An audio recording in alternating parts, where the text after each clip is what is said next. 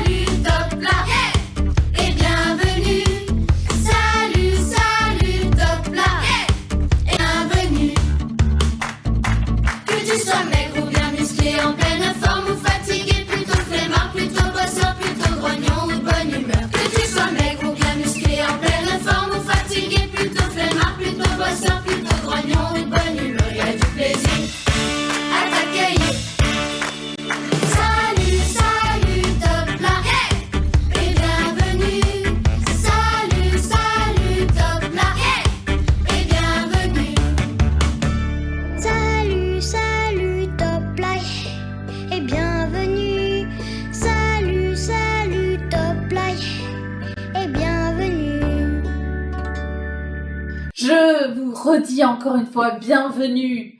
Ce chant est tellement génial. Et maintenant, vous allez écouter Théa qui va vous raconter l'histoire de... Salut les amis, on se retrouve pour une nouvelle vidéo. Donc dans cette vidéo, on va parler de Noé. Je vais vous faire un petit résumé. Donc, Noé, c'est un homme dans plein d'autres hommes. Et c'est l'homme avec sa famille, les seuls qui écoutent le Seigneur et qui lui obéissent. Tous les autres, tous, ils sont méchants, jaloux, et ils font plein de péchés. Mais lui, il écoute Jésus, il écoute Dieu, et sa famille aussi écoute Dieu. Et je trouve ça impressionnant, t'es le seul dans plein de monde qui fait ça. Je le félicite. Donc l'histoire, c'est que il y a Dieu, un jour, qui lui a dit de créer une arche et qui lui a donné les indications pour la créer. Et donc, Noé a construit l'arche où il était. Donc imagine, vous sortez et vous voyez votre voisin en train de construire une arche sur la terre. C'est bizarre, non? On se demande s'il n'est pas toc-toc. Et ses voisins, ils se moquaient de Noé. Mais Noé, il les ignorait et il se concentrait sur la demande de Dieu. Et il continuait à fabriquer. Un jour, Dieu lui a dit de monter dans l'arche. Noé est monté dans l'arche.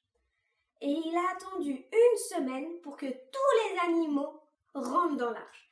Vous voulez des ours polaires, des lapins, des loups, des coccinelles, des mouches, des éléphants, des girafes, plein de choses.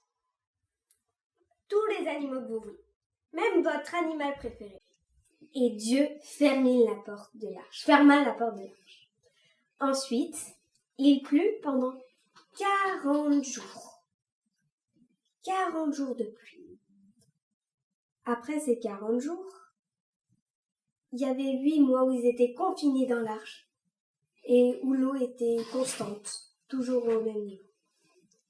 Un jour, Noé envoya une colombe voir si c'était un peu plus sec.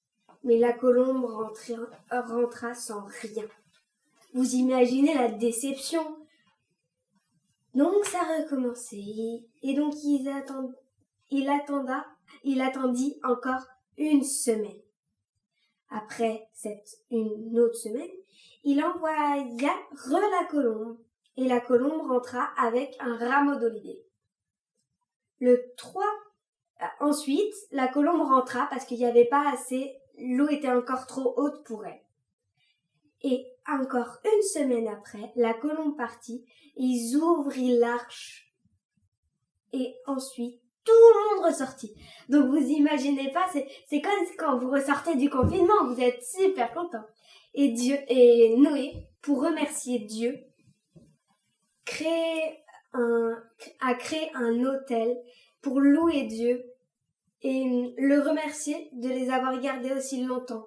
Et vous aussi, vous restez à la maison, vous pouvez aussi prier pour remercier Dieu de tout ce qu'il fait chaque jour pour vous, pour que vous vous ennuyez pas trop ou pour vous garder. Et Dieu promis de ne plus jamais faire une inondation pareille avec l'arc-en-ciel. Quel beau signe! C'est Dieu qui a inventé l'arc-en-ciel. Moi, j'aime beaucoup les arcs-en-ciel. Et j'espère que vous les aimez aussi. Et que vous aimez votre Seigneur. Salut!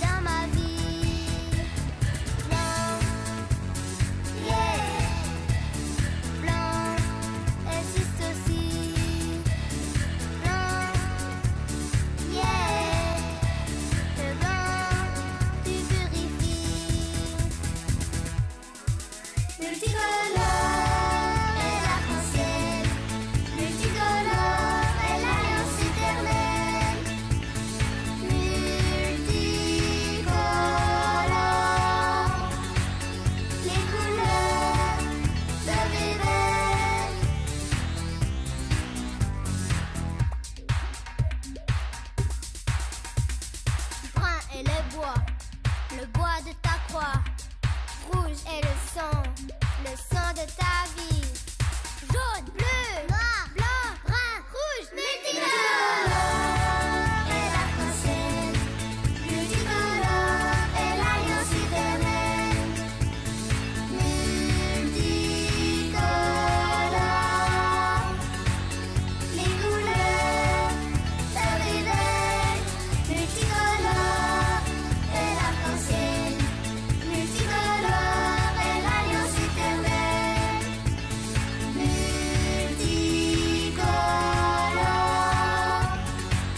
les couleurs se révèlent. C'est une très belle histoire. Hein. Et cette histoire, en fait, me fait penser à ce que l'on vit actuellement. 40 jours de pluie. Oh, 40 jours de pluie, mais ça fait 40 jours qu'on est enfermé. 40 jours qu'on peut pas voir ses copains. Oh, ben ça ressemble quand même beaucoup au temps où il pleuvait, hein. Où on pouvait pas sortir, on pouvait pas faire ce qu'on voulait, on peut pas voir qui on veut. C'est dur, hein. Alors, Noé et sa famille, ils ont eu derrière 8 mois d'attente, encore. Heureusement, on n'aura pas autant, hein. Mais, qu'est-ce qui s'est passé pendant ce temps-là? Est-ce qu'ils avaient Internet? Non, je crois pas. Est-ce qu'ils avaient leur téléphone? Je crois pas non plus. Est-ce qu'ils avaient des livres? Je crois pas. Est-ce qu'ils avaient des devoirs? Oh ben non. Qu'est-ce qu'ils avaient? Bah, ils devaient nourrir les animaux. Ils devaient se nourrir aussi. Ils devaient faire le ménage. Ils avaient du travail hein, dans cette arche. Mais, je pense qu'ils étaient quand même heureux. Vous savez pourquoi? Ben, ils étaient en vie. Ils étaient en bonne santé. Dieu les protégeait tous les jours. Oh, quelle chance! Et les enfants, aujourd'hui, j'aimerais quand même que l'on prie, mais que l'on prie différemment. Là, on prie pour dire merci, merci à Dieu. Merci pour quoi? Merci pour papa et maman. Merci pour tout ce que l'on peut avoir comme jeu. Si vous avez des animaux, si vous avez des trucs géniaux, bah, pensez à dire merci à Dieu. Et puis, vous savez, vous pouvez dire aussi à vos parents, Dieu, il est en train de prendre soin de nous.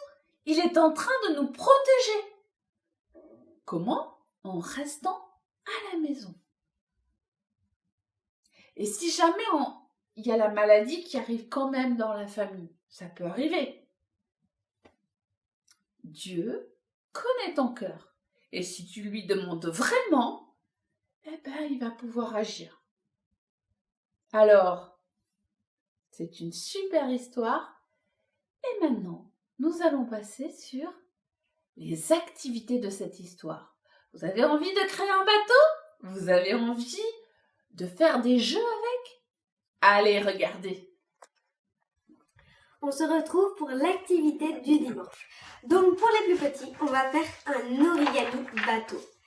Donc on va faire un bateau comme l'arche de Noé. Vous allez être Noé quelques secondes. Pour vous aider, vous pouvez demander à vos parents. Donc on va commencer. On prend deux bouts et on les plie bien correctement, que tout soit bien. Les angles touchent les autres angles.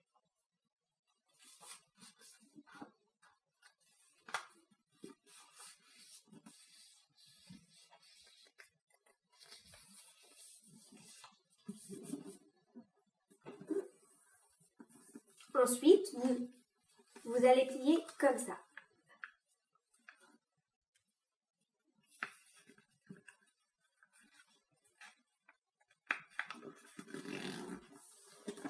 Vous dépliez. Vous allez faire comme un avion.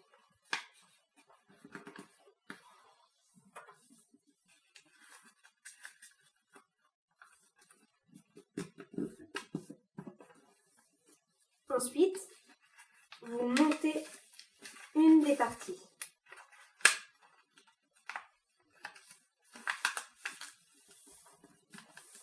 Et vous retournez. Vous pliez. Vous pliez. Donc pour l'instant, on obtient ça. Ensuite,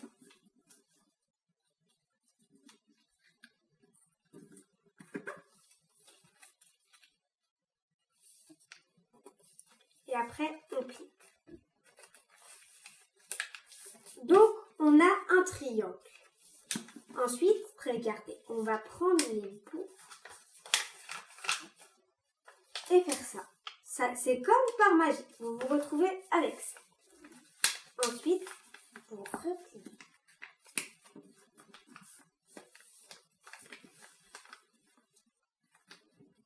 De chaque côté.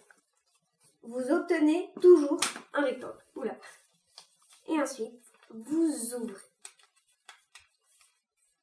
Vous obtenez un carré. Et sur le carré, vous attrapez des côtés et vous tirez. Et regardez, il y a l'arche. C'est trop beau. C'est un vrai petit bateau. Pour faire qu'il soit plus réaliste, prenez des feutres. Moi je vais essayer de faire des effets de bois. Je vais faire des traits.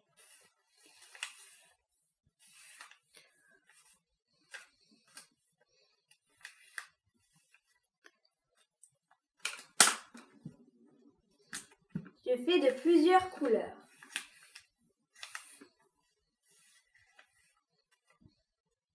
Je prends du noir.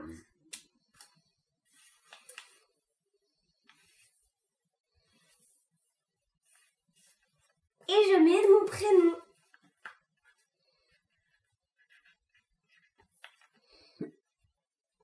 Ensuite, je fais un peu le mât en rouge. Je vais faire des cercles. Tu vois ?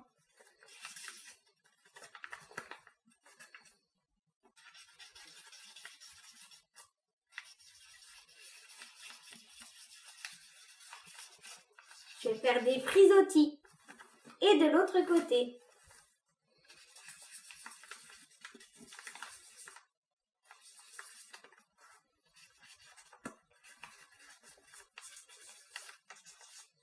Ensuite, la porte de l'arche.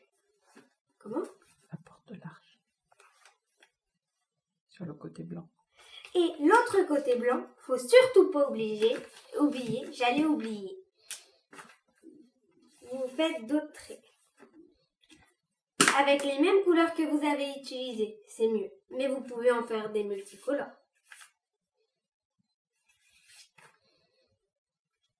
Vous prenez du noir. Et vous écrivez aussi votre prénom. Et la porte de l'arche, elle est où? La porte de l'arche, vous pouvez la faire ici, dans le petit coin que vous avez gardé. En noir, c'est préférable en noir. Et après, à l'intérieur de la couleur que vous voulez. Le noir pour le contour, pour qu'on voit bien qu'il y a la porte. Moi, je vais la faire en orange.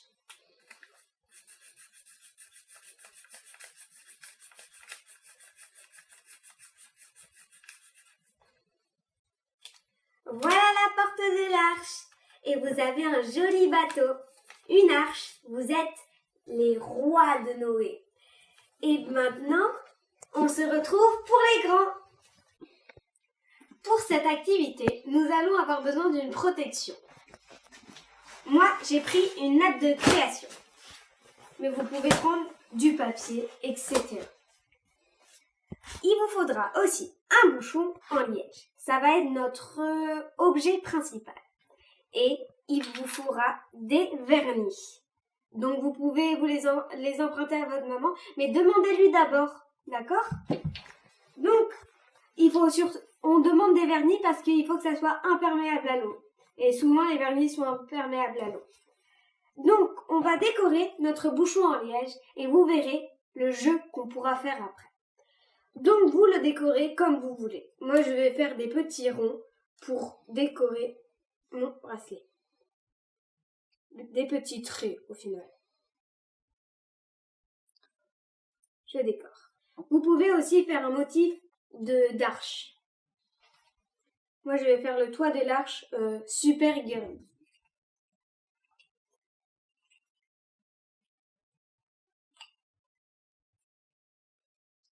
Et je vais prendre mon rose. Et faire aussi des petits traits.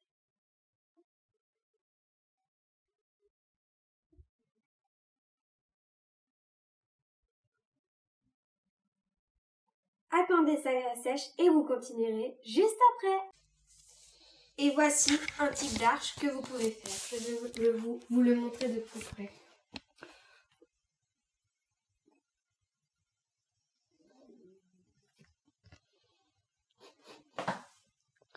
Voilà. Donc je me suis amusée à faire ce type d'arche. Mais pendant ce temps, notre toit de l'arche continue de sécher. Il vous faudra une punaise, si vous voulez pas qu'il tourne dans tous les sens et que ça soit... c'est bizarre un bateau qui tourne dans tous les sens. Donc pour qu'il ne tourne pas dans tous les sens, vous choisissez une punaise. Si vous en avez qu'une, prenez-en qu'une, ce qui est normal. Moi j'en prends qu'une en tout cas.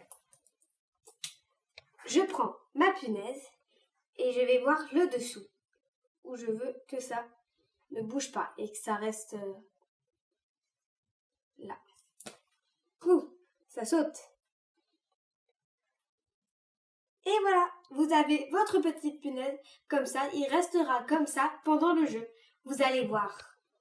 On se retrouve tout de suite. Pour le jeu, il vous faut vos bateaux que vous avez préalablement préparés et des pailles.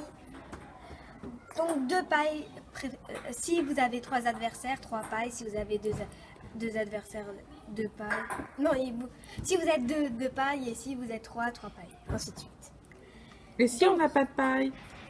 Si vous n'avez pas de paille, c'est facultatif, c'est juste pour vous aider à souffler sur un point plus précis pour ne pas vous fatiguer vraiment. Mais sinon, vous pouvez souffler normalement, comme si...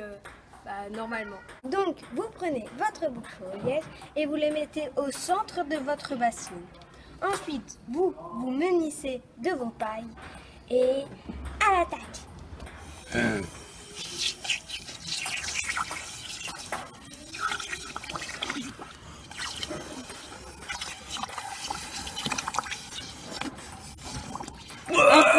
Un point pour mon père. On le remet au milieu et on recommence. Un point pour pour moi. Théa. Si vous êtes à égalité, pour faire la belle, il vous faut recommencer encore une fois et vous aurez le résultat.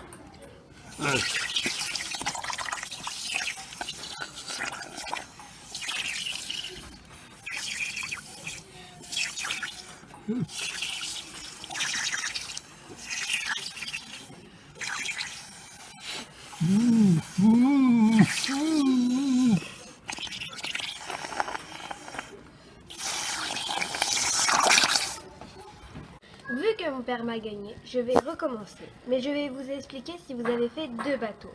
Donc, lui, il va prendre un des 2 bateaux et moi, je vais prendre l'autre. Et vous allez voir tout de suite. Donc, papa, tu prends celui-là. On le met de notre côté de la bassine. Et on doit souffler sur notre bateau, mais en même temps faire que le bateau de l'autre équipe ne rentre pas dans le nôtre. Vous avez compris ? 3, 2, 1. Il a Mon père gagné. gagné. On peut essayer son paille? Oui.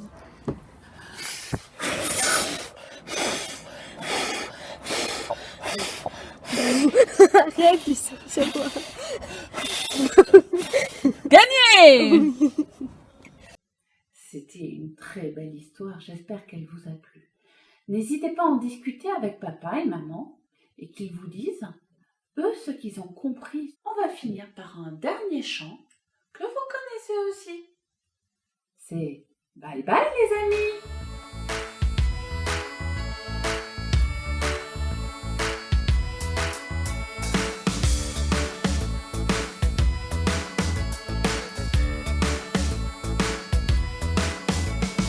Bye bye les amis, on se reverra.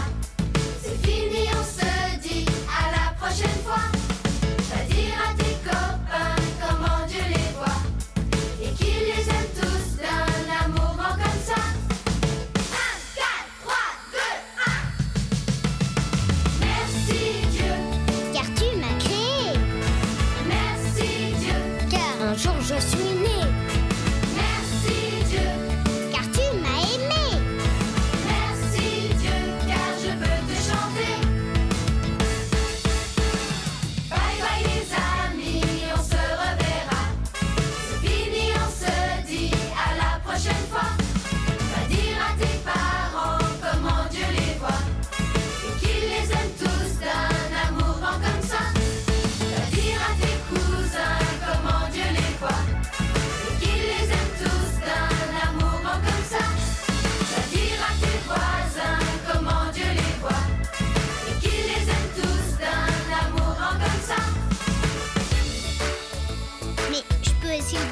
frères et sœurs?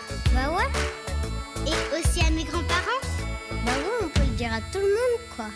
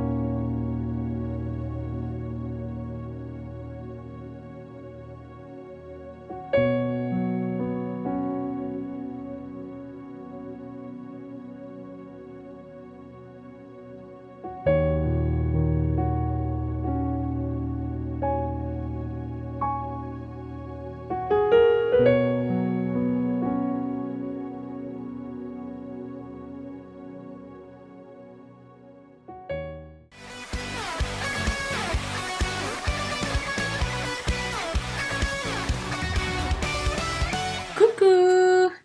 Nous espérons que vous avez passé une bonne semaine et que vous avez pu passer de bons moments avec les différents liens qu'on vous a fait parvenir. N'hésitez pas à faire des retours. Alors, petit rappel pour les dorés qui sont parmi nous.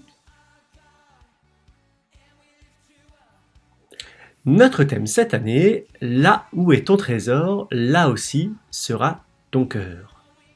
Nous avons vu que beaucoup de choses telles que la famille, l'argent, les amis, les jeux vidéo, la réussite, ce sont des trésors. Certains d'ailleurs sont même voulus par Dieu, mais Dieu est le trésor, notre priorité. Pour 3 raisons. C'est ce qu'on a vu ensemble. Lui seul peut nous combler de son amour. Il est le créateur et donc la source de tous ces trésors matériels. Et, comme on l'a vu la semaine dernière, Dieu est la victoire dans tous nos combats. Là où est ton trésor, là aussi sera ton cœur. C'est tellement important de choisir le bon trésor, de faire le bon choix dès son jeune âge, car cela préserve notre cœur. Et tout passe par lui. Dieu qui nous parle, nos sentiments, nos blessures, notre énervement. Le cœur bat si vite. Mais comme toute chose avec Dieu, cela reste un choix. C'est bien à toi de te poser, seul dans ta chambre, et de prendre cette décision de tout abandonner à Dieu. Et de le suivre, en sachant qu'il va prendre soin de toi dans les moindres détails. Dans le livre de Daniel, vous savez, Daniel, c'est l'histoire d'un jeune garçon, probablement un ado. Ce Daniel-là, il a résolu dans son cœur de ne pas pécher. Et vous connaissez sûrement la suite où il a survécu à la fosse au lion et la fournaise ardente. Comme on a vu la semaine dernière avec le lion et l'ours de David, nous n'avons évidemment pas les mêmes difficultés à affronter. Mais on en a quand même, chacun, à notre niveau. Et vous savez ce qui est extraordinaire quand on fait ce choix, c'est le psaume 37 qui nous le dit. « Fais de l'Éternel tes délices, et il te donnera ce que ton cœur désire. » Faire de l'Éternel ses délices. Et oui, tu as tout à fait raison, c'est prendre son temps, prendre plaisir à passer du temps avec Dieu. Se nourrir de sa parole, lire la Bible, écouter des chants, des prédications, se nourrir de sa présence qui touche notre cœur et nous transforme. Et il me donnera ce que mon cœur désire? Ce que mon cœur désire.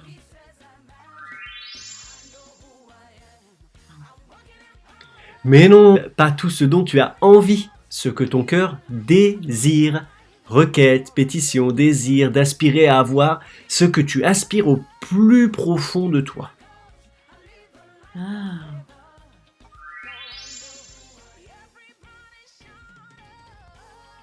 Je vois mieux.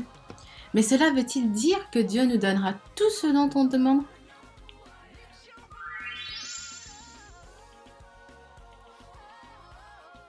Certains de nos désirs peuvent être bien, mais sont-ils parfaits pour nous?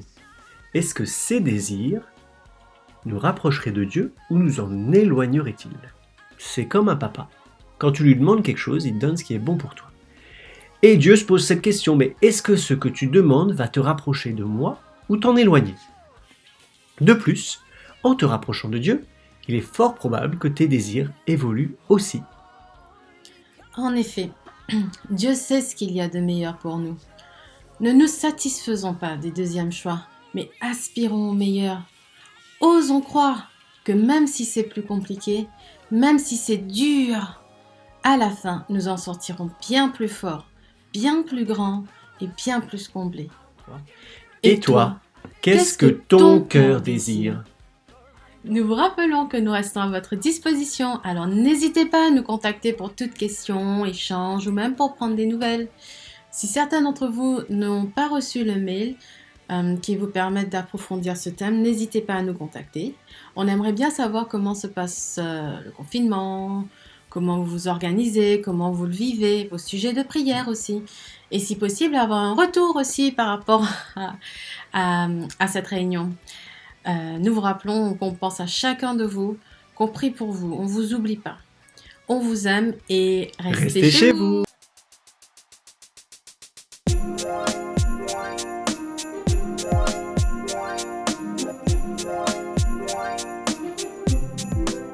Versailles, une ville où il fait bon vivre, une ville connue pour son histoire, son roi, son château, son prestige, son charme et ses petites rues pittoresques, ses monuments, son architecture, mais aussi ses nombreux touristes.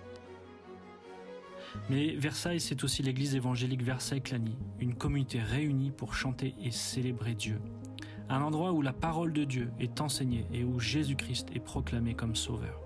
Un endroit où l'on peut prier ensemble et adorer Dieu, où on célèbre et chante le nom de Jésus. Car il est celui qui fait toute la différence.